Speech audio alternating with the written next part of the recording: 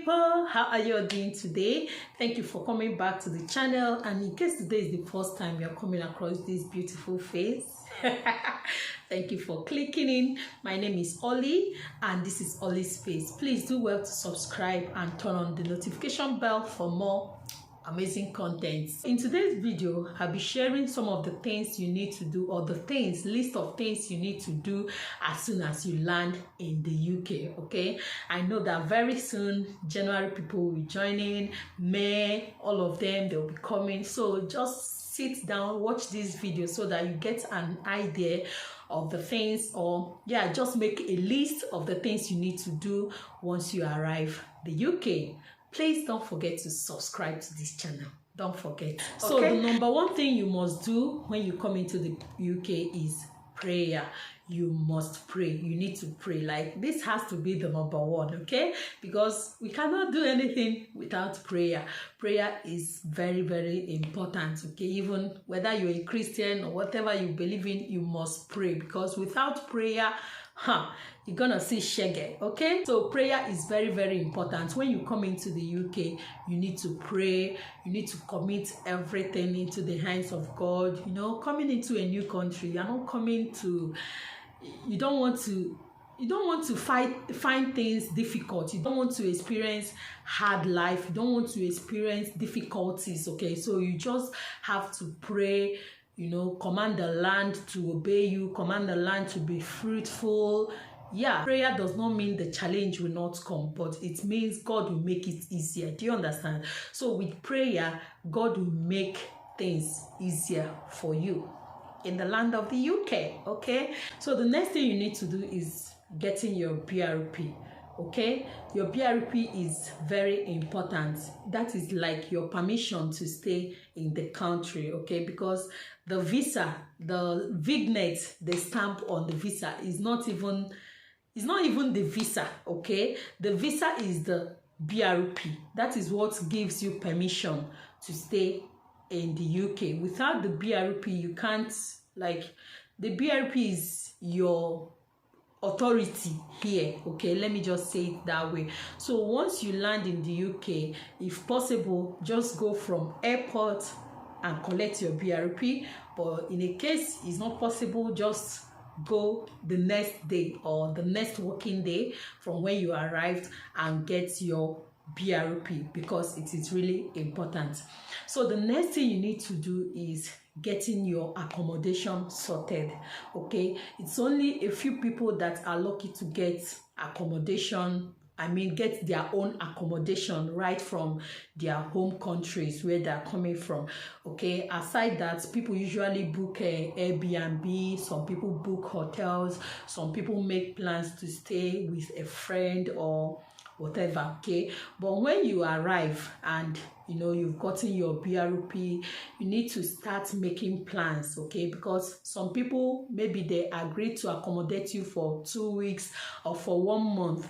You don't need to wait, or you don't have to wait and relax until that 1 month expires before you start looking for your own place.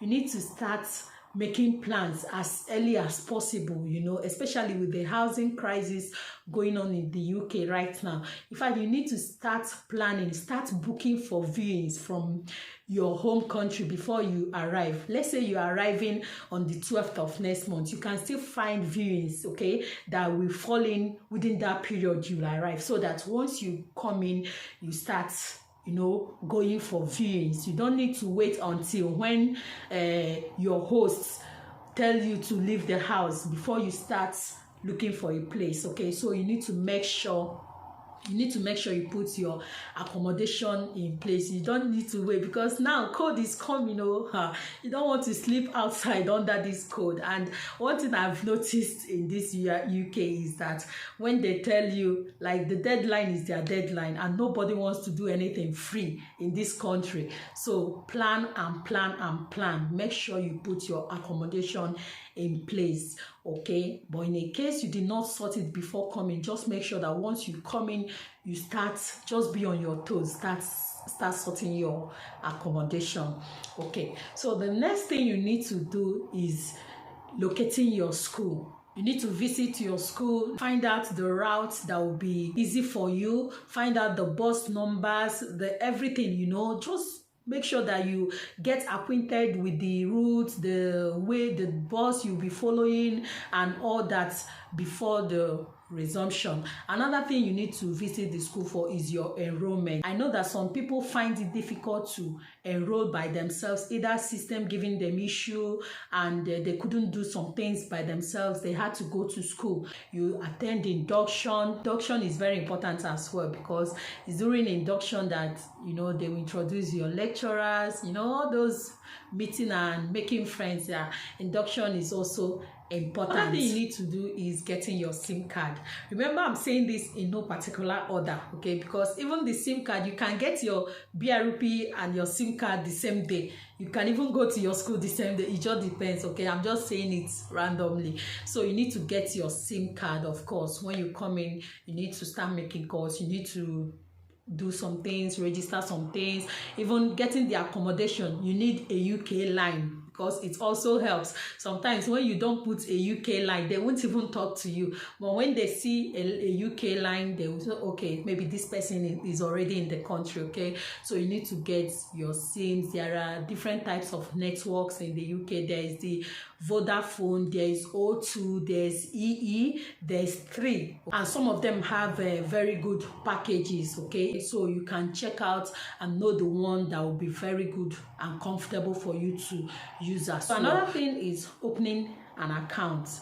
When you come in, you need to open an online account first.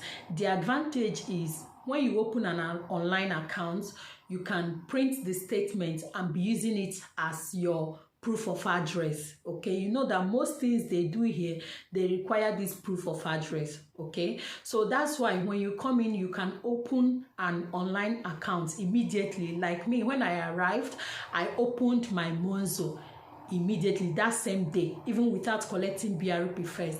By the way, please use my link in the description box, okay, to open your Monzo account. My link will be there in the description box. Just follow it and you open your own Monzo account. So Monzo does not require a lot, okay? There is also Revolut.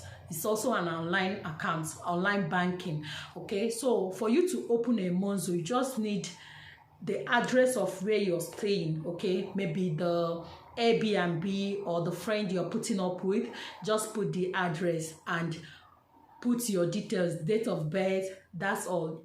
With passports, they will open your Monzo, and before you know it, they will send your ATM. That is how Monzo works. It's very fast. They open it very fast and send your details in the next 2 working days. It doesn't pass 2 working days. So that's how online banking was, and it is very important. So once you have opened a Monzo account, you can now print that proof of address and use it to open a real physical account, okay? There are many banks you can walk in and open your physical account, but what they do is they will tell you to go and fill the form online. Just Google, for example, you Google Bank of Scotland or Royal Bank of Scotland, just Google it.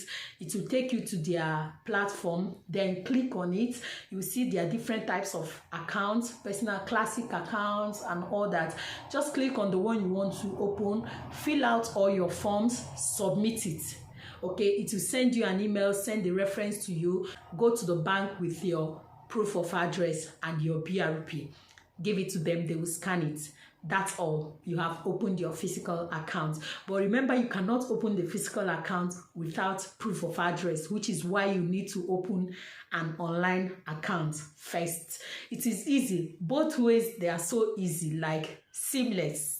Okay, another thing you need to do once you land in the UK is registering for your NIN. NIN is National Insurance Number. How does it work? Just go to gov.uk. okay, I'll just put the website, the link that you can use to register for your NIN in the description. Just go to the website. You upload your BRP, upload your passport. You're going to take a picture with your passport, hold it by the side and stand on a plain background just as this. Take a picture and you're going to upload it. That is how to apply. It's very simple. And once you apply, they're going to send you an email with a reference number. So with that reference number, you can use it and start applying for work, and within 7 days they will send you your main NI number.